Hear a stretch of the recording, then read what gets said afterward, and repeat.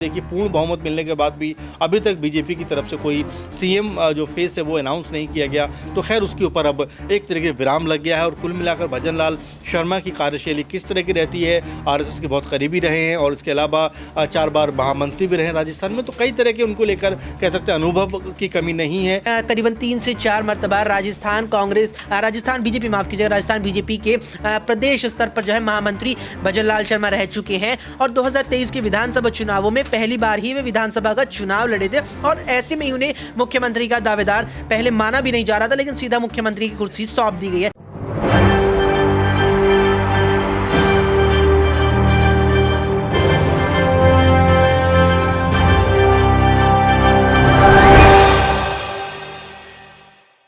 नमस्कार, आप देख रहे हैं SPN9 न्यूज। SPN9 न्यूज में आपका स्वागत है और मैं हूं आपके साथ नेहा परिहार। आखिरकार राजस्थान को एक नया मुख्यमंत्री मिल ही गया है। बात करें यहाँ पर 9 दिन का इंतजार आज खत्म हो चुका है। तीनों राज्यों में मुख्यमंत्री की ताजपोशी यहाँ पर हो चुकी है। इसी बीच आपको बता दें कि कल मध्य प्रदेश को नया मुख्यमंत्री मिला था और अब आज राजस्थान को लेकर जो अटकलें और जो राजनीतिक गलियारे थे उनमें बहुत ज्यादा यहाँ पर चर्चा तेज हो रही थी। कभी वसुंधरा राजे का नाम आगे आ रहा था तो कभी यहाँ पर बाबा बालकनाथ का नाम आगे आ रहा था और दूसरी तरफ अगर हम बात करें तो यहाँ पर दिया कुमारी का भी नाम आगे आ रहा था। लेकिन इन सब दिग्गज चेहरों को साइड में रखकर एक नए चेहरे का नाम यहाँ पर आया है। राजस्थान को भजन लाल शर्मा के मुख्यमंत्री के रूप में यहाँ पर उतार दिया गया है। बात करें हम छत्तीसगढ़ की तो छत्तीसगढ़ में भी रेणुका सिंह और रमन सिंह को साइड हटाकर एक नए चेहरे पर यहाँ भारतीय जनता पार्टी ने दाव खेला।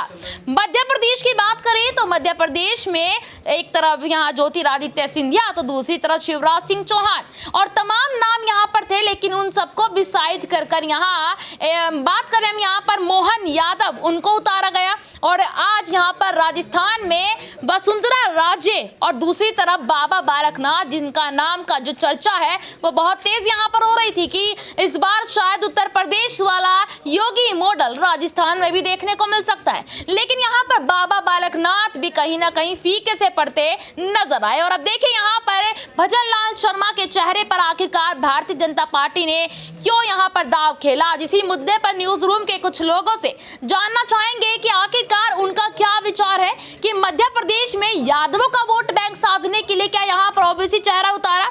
और बात यहाँ पर मैं राजस्थान की करूं तो राजस्थान में शर्मा चेहरे के पीछे उतारने का क्या यहाँ पर आगे 2024 के चुनाव में कितना असर यहाँ पर पड़ता नजर आने वाला है भारतीय जनता पार्टी को। तो सबसे पहला सवाल यहाँ पर अमन जी से रहेगा। अमन जी, यहाँ पर आज राजस्थान को एक नया चेहरा मिल चुका है मुख्यमंत्री के रूप में, कैसे देख रहे हैं आप इसको? क्या राजस्थान की कमान को बड़े अच्छे से संभाल पाएंगे यहाँ पर भजन लाल शर्मा? देखिए बिल्कुल, और ये आसान तो बिल्कुल भी नहीं होगा क्योंकि जिस तरह के बगावत भरे सुर नजर आए और देखने को मिला लगातार राज्य की हट, तो ऐसे में क्या सारे विधायक उनके साथ में खड़े होंगे और क्या मंत्रिमंडल सही से डेवलप कर पाएंगे और क्या जो आपस का जो तनातनी का माहौल था वो ख़त्म हो जाएगा। तो कई तरह की चुनौतियां उनके सामने रहेंगी और सबसे बड़ी बात क्योंकि 6 महीने का वक्त है 2024 को आने में, तो उससे पहले कहीं ना कहीं जो विश्वास बहाली है और जो तमाम सारे वायदे बीजेपी ने जनता से किए हैं क्या उनको ज़मीनी स्तर पर लेकर आने का प्रयास उनका सफल हो पाएगा। तो ऐसे कई सारे अगर मगर हैं जो अभी भी उनके इर्द गिर्द बुने हुए हैं, लेकिन भजन लाल शर्मा का नाम आना वाकई अपने आप में हर किसी को हैरान कर गया। हालांकि बीजेपी ने, जैसा पहले भी हमसे आपसे बात हुई कि लगातार बीजेपी ने अपने जो है दोनों ही राज्यों में सबको चौंकाया था। जिस तरह मोहन यादव का नाम जो सामने आया, इसके अलावा विष्णुदेव साय का नाम सामने आता है, तो ये बीजेपी ने तीनों ही जो है कह सकते हैं कि तीनों ही बार में लगातार चौंकाया लोगों को। लेकिन अब महत्वपूर्ण राजस्थान था क्योंकि यहाँ पर राज्य के जो बगावती सुर थे वो लगातार देखने को मिल रहे थे, लगातार उनकी मीटिंग विधायकों से चल रही थी, लगातार उनका जो संपर्क है वो केंद्र के भी जो कह सकते हैं बड़े आला कमान है बीजेपी का उससे भी चल रहा था। तो ऐसे में उनको मनाना बहुत टेढ़ी खीर थी एक तरह की बीजेपी के लिए। लेकिन राजनाथ सिंह ने उसको जिस तरह से हैंडल किया है अपने आप में उनकी तारीफ़ की जानी चाहिए क्योंकि अगर यही हाल कांग्रेस में होता तो शायद वो इतनी बेहतरी से इसको नहीं संभाल पाते। और जैसा हमने मध्य प्रदेश में देखा कि वहाँ पर इसी एक मुद्दे के ऊपर उनकी पार्टी टूट गई थी। तो कुल मिलाकर अब राज्य का भी रुख देखना पड़ेगा कि क्या वाकई वो इससे खुश हैं और क्या वाकई वो अब सरकार को जिस तरह से डेवलप हुई है, नए सीएम मिले हैं, क्या उनके साथ में मिलकर काम करने का उनका जो कह सकते हैं कि जो पहले भी बयान दिया था उन्होंने कि मैं पार्टी के साथ मिलकर चलूंगी और जो पार्टी कहेगी वही काम करूंगी, तो क्या वही करते हुए नजर आती हैं। तो अभी कई सारे किंतु परंतु हैं, लेकिन इन सब के बीच में जिस तरह से सीएम पद को लेकर जो लगातार प्रश्न चिन्ह लगा हुआ था, लगातार सवाल निशान लग रहे थे, खासकर विपक्षी दल लगातार ये बात कह रहे थे कि भाई देखिए पूर्ण बहुमत मिलने के बाद भी अभी तक बीजेपी की तरफ से कोई सीएम जो फेस है वो अनाउंस नहीं किया गया। तो खैर उसके ऊपर अब एक तरह के विराम लग गया है और कुल मिलाकर भजन लाल शर्मा की कार्यशैली किस तरह की रहती है, आरएसएस के बहुत करीबी रहे हैं और इसके अलावा 4 बार महामंत्री भी रहे राजस्थान में, तो कई तरह के उनको लेकर कह सकते हैं अनुभव की कमी नहीं है और ऐसे में किस तरह से उनको इम्प्लीमेंट करते हैं राजस्थान में वो देखना बहुत महत्वपूर्ण होने वाला है। अच्छा, जैसे कि आपने देखा कि जो कल मध्य प्रदेश के मुख्यमंत्री चुने गए हैं वो भी आरएसएस संघ से ही जुड़े हुए हैं और आज यहाँ पर राजस्थान के जो नए मुख्यमंत्री बने हैं वो भी आरएसएस संघ से जुड़े हुए हैं। तो इसके पीछे की क्या मंशा है भारतीय जनता पार्टी? क्या आरएसएस संघ के लोगों को ज्यादा तवज्जो यहाँ पर दी जा रही है? जी देखिए बिल्कुल, और आरएसएस का हमेशा से कह सकते हैं कि एक बैक सपोर्ट मिलता रहा है और ये कहा जाता है कि रणनीति जो पर्दे पे नज़र आती है उसके डायरेक्टर जो है वो आरएसएस ही होती है। अगर आप देखें तीनों राज्यों की बात करें, छत्तीसगढ़ में जो विष्णुदेव साय हैं अच्छे खासे उनके पास अनुभव है, आरएसएस के लिए बहुत ज़्यादा काम भी कर चुके हैं। और इसके अलावा अगर आप देखें मोहन यादव वो भी आरएसएस जुड़े हुए हैं। इसके अलावा अगर आप जो आज अनाउंसमेंट हुआ है भजन लाल शर्मा तो ये भी आरएसएस से जुड़े हुए रहे हैं। तो बिल्कुल ये बात इसमें कोई दोहराई नहीं है कि जो आरएसएस से जुड़े हैं उनको वाकई बहुत मौके मिलते हैं बीजेपी में और ऐसा कहा जाता है लगातार कि नाम वहीं से फाइनल होते हैं। तो ये चीज़ें हैं। फिलहाल भजन लाल शर्मा अब जबकि सीएम बन चुके हैं तो उनके ऊपर अब जिम्मेदारी होगी कि आने वाले 3-4 महीने के अंदर वो काम को इस तरह से इम्प्लीमेंट करें, काम को इस तरह से लेकर जाएं ज़मीन पर कि 2024 में सीधे तौर पर बीजेपी को इसका फ़ायदा हो। और साथ में जो पिछली बार 25 की 25 सीटें बीजेपी के हक में आई थी, बीजेपी ज़रूर चाहेगी कि उसमें से एक भी सीट कम नहीं होनी चाहिए और इसकी जिम्मेदारी कहीं ना कहीं जो कह सकते हैं कि भजन लाल शर्मा के ऊपर होगी। तो ये कई तरह की चुनौतियाँ हैं जिससे उनको रूबरू होना पड़ेगा और ये कह सकते हैं कांटों का ताज उनके ऊपर है अभी और उस ताज को कैसे वो संभालते हैं, कैसे उसको फूलों की सेज में कन्वर्ट करते हैं, ये भी देखना उनके लिए कह सकते हैं चुनौती ही रहेगा। क्योंकि पीएम मोदी और खासकर बीजेपी नहीं चाहेगी सत्ता से तीसरी बार वो बेदखल हो। वो हमेशा उनका जो कहना है मानना है यही रहा है कि बीजेपी इतनी स्ट्रांग रहे कि आने वाले दिनों में भी लगातार देश की जनता की सेवा करते रहे, लगातार सत्ता में आती रहे। तो ऐसे में तमाम सारी चुनौतियाँ हैं, लेकिन फिलहाल जो महत्वपूर्ण बात थी वो कम से कम बीजेपी ने संभाली है सीएम पद को लेकर। अब आने वाले दिनों में राज्य और तमाम जो बड़े लीडर्स हैं किस तरह से उनको सपोर्ट करते हैं ये देखना मेरे ख्याल से बहुत अहम और ज़रूरी होगा। बिल्कुल, यहाँ पर बहुत बहुत धन्यवाद अमन जी। देखिए यहाँ पर जैसे कि अमन जी ने बताया कि ये देखना बहुत ज़्यादा जरूरी होगा। गलत सवाल यहाँ पर अक्षय से होगा। अक्षय, देखिए जैसे कि आप अभी अभी यहाँ पर हमारे दर्शकों को बताकर आए हैं कि आखिरकार क्यों चुने गए हैं यहाँ पर जो नए मुख्यमंत्री चुने गए हैं राजस्थान के, तो इनके राजनीतिक करियर में थोड़ा आप बताएं।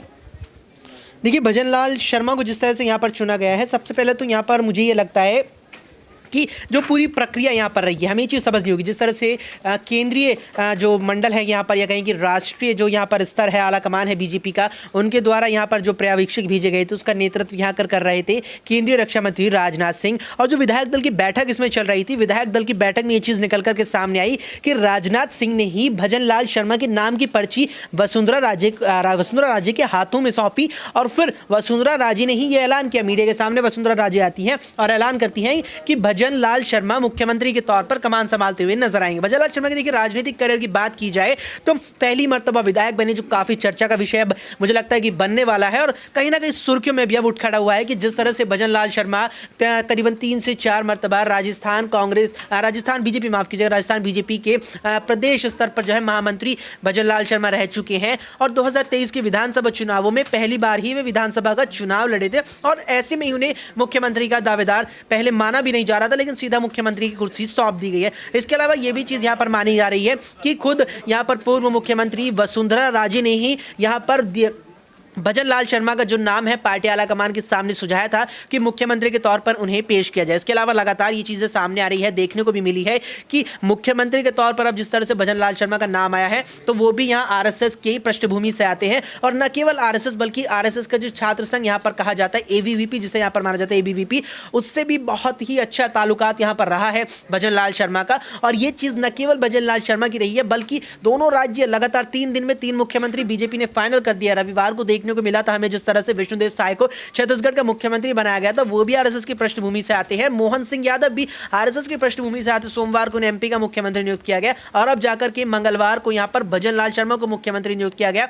तो यहाँ पर बड़ा जो यहाँ पर फैक्टर माना जा रहा है वो आरएसएस की भूमिका मानी जा रही है और ये लगातार देखने को मिला है, लगातार यहाँ पर देखने को मिलता है। और कई राज्यों के विधानसभा चुनावों में ये देखने को मिलता है कि मुख्यमंत्री के चयन की जब बात आती है, यहाँ पर नाम निकल करके आता है कि संघ किस नाम पर आखिरकार मुहर लगाएगा, और मुहर लगी है यहाँ पर भजन लाल शर्मा के नाम की। बहुत बहुत धन्यवाद। जैसे कि अक्षय ने यहाँ पर बताया कि खुद वसुंधरा राजे ने यहाँ पर भजन लाल शर्मा का नाम आगे चुनकर दिया है। जैसे कि राजनाथ जो कि पर्यवेक्षक के तौर पर राजस्थान गए थे और यहाँ पर विधायकों की लंबी मीटिंग भी चली थी और खुद यहाँ पर वसुंधरा राजे ने यहाँ भजन लाल शर्मा का नाम दिया था।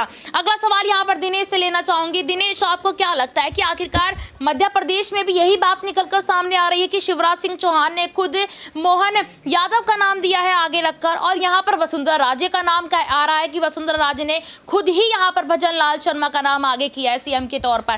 कैसे देख रहे हैं आप इसको? निश्चित तौर पर, और जैसे देखा जाए तो यहाँ पर राजस्थान में भजन लाल शर्मा जो कि पहली बार ही विधायक बने थे सांगानेर से, करीब अच्छी खासी वोटों से, लगभग 48,000 वोटों से उनको जीत मिली थी। और उसके बाद ये कयास लगाए जा रहे थे कि भजन लाल शर्मा हालांकि कहीं लिस्ट में शामिल नहीं थे, तमाम दिग्गज नेताओं को पछाड़ते हुए वो जिस प्रकार से संघ की पृष्ठभूमि से आते हैं, तो मध्य प्रदेश हो या छत्तीसगढ़ हो, इन दोनों राज्यों की राजनीति में जहाँ तक नए चेहरों का ऐलान हुआ तो उसके बाद कहीं ना कहीं ये साफ जरूर हो गया था कि कोई नया चेहरा आने वाला है। इससे पहले सीपी जोशी ने यह कहा था कि चुने हुए 115 विधायकों में से ही मुख्यमंत्री के चेहरे का ऐलान होगा, कोई बाहरी जो है कैंडिडेट यहां पर नहीं आने वाला है। इसके अलावा किरोड़ी लाल मीणा जो कि विधायक दल की बैठक हुई उससे कुछ देर पहले मीडिया के सामने बयान देकर के गए कि यहां पर कोई नया चौंकाने वाला नाम सबके सामने आने वाला है, और उन्होंने कहा कि कुछ ही देर में स्पष्ट हो जाएगा। और उसके बाद वसुंधरा राजे सिंधिया ने जिस प्रकार से प्रस्ताव रखा विधायक दल के सामने कि भजन लाल शर्मा जो हैं वो आगे आने वाले 5 सालों तक हमारे मुख्यमंत्री होने वाले हैं, ये एक बड़ा फैसला है हाईकमान का, क्योंकि तमाम दिग्गज वो नेता जो दिल्ली से जयपुर की लगातार दौड़ लगा रहे थे और यहाँ पर हाईकमान पर भी कहीं ना कहीं वसुंधरा राजे सिंधिया की तरफ से दबाव बनाने की जो राजनीति थी वो काम नहीं आई, और भजन लाल शर्मा जो संघ की पृष्ठभूमि से संबंध रखते हैं वो यहाँ पर बाजी मार गए। बहुत बहुत धन्यवाद। अगला सवाल और आखिरी सवाल यहाँ पर मैं प्रियांशी से लेना चाहूंगी। प्रियांशी, यहाँ दिग्गज चेहरों को साइड कर उनके नामों को हटाकर नए चेहरों पर भारतीय जनता पार्टी दांव खेल रही है। क्या बड़ी गलती तो नहीं कर रही है भारतीय जनता पार्टी यहाँ पर 2024 के चक्कर में? देखिए 2024 के लिए जिस तरीके से बीजेपी ने एक ब्राह्मण चेहरे को आगे किया है और दूसरी ही तरफ हमने देखा है कि बीजेपी ने यहाँ पर बाकी के सभी वोट बैंक को साधने के लिए दिया कुमारी को डिप्टी सीएम बनाया है, राजपूत चेहरे को यहाँ पर आगे किया है और दूसरी ही तरफ यहाँ पर दलित समुदाय को भी आगे कर दिया है क्योंकि प्रेमचंद बैरवा डिप्टी सीएम बनाए गए हैं और दिया कुमारी भी। तो 3 समीकरणों को यहाँ पर साधा गया है। सभी समीकरणों को साधते हुए बीजेपी अब यहाँ पर चल रही है। और दूसरी बड़ी बात यहाँ पर निकलकर जो सामने आई है, यहाँ पर देवनानी जी को जिस तरीके से अध्यक्ष बना दिया गया है तो उसके बाद से यहाँ पर हर एक समुदाय पर ध्यान दिया गया है। बीजेपी पर अगर रुख किया जाए तो बीजेपी हाईकमान ने यहाँ पर मध्य प्रदेश में भी सभी वोट बैंक को साधने की कोशिश की है। आदिवासी चेहरे को यहाँ पर आगे किया गया छत्तीसगढ़ में, दूसरी ही तरफ ओबीसी समुदाय को आगे कर दिया गया, मोहन यादव को मुख्यमंत्री बनाकर वहां पर भी उप मुख्यमंत्री बनाए गए हैं और छत्तीसगढ़ में एक उप मुख्यमंत्री बनाया गया है। तो हमने जिस तरीके से देखा है कि उत्तर प्रदेश के मुख्यमंत्री योगी आदित्यनाथ जिस तरीके से अलग अलग राज्यों का दौरा करते हुए नजर आते हैं और बीजेपी को जीत दिलाने के लिए वह भी कोशिशें करते हुए देखे जाते हैं, तो आने वाले समय में यहाँ पर यही देखना होगा कि जो बाकी की सभी लोकसभा सीटें हैं उन पर यहाँ पर बीजेपी कैसे जीत हासिल करेगी। क्योंकि हमने कल देखा कि मोहन यादव जो यादव वोट बैंक को बखूबी संभालते हुए नजर आएंगे, जिसके बाद से समाजवादी पार्टी की मुश्किलें बढ़ती हुई नजर आ रही है क्योंकि MY फैक्टर को समाजवादी पार्टी उत्तर प्रदेश की सियासत में संभालती हुई नजर आती है। तो ऐसे में अब यहाँ पर यादव वोट बैंक हो, ब्राह्मण वोट बैंक हो, चाहे यहाँ पर बाकी के सभी समीकरण ही क्यों ना हो, तो बीजेपी ने यहाँ पर बहुत ही सोच समझकर भजन लाल शर्मा को आगे किया है। बहुत बहुत धन्यवाद प्रियांशी। तो देखिए, जैसे कि आपने यहाँ पर सुना कि हमारे सहयोगियों ने यहाँ पर बताया कि आखिरकार भारतीय जनता पार्टी ने मध्य प्रदेश में मोहन यादव के चेहरे पर दांव क्यों लगाया, और राजस्थान की बात की जाए तो राजस्थान में एक शर्मा चेहरे यानी कि ब्राह्मण चेहरे को आगे क्यों किया। इस रिपोर्ट पर आप क्या राय रखते हैं कमेंट बॉक्स में जरूर बताएं। और फिलहाल के लिए इतना ही, फिर आपसे मुलाकात होगी किसी नए मुद्दे को लेकर। तब तक के लिए देखते रहिएगा SPN9 न्यूज़। धन्यवाद।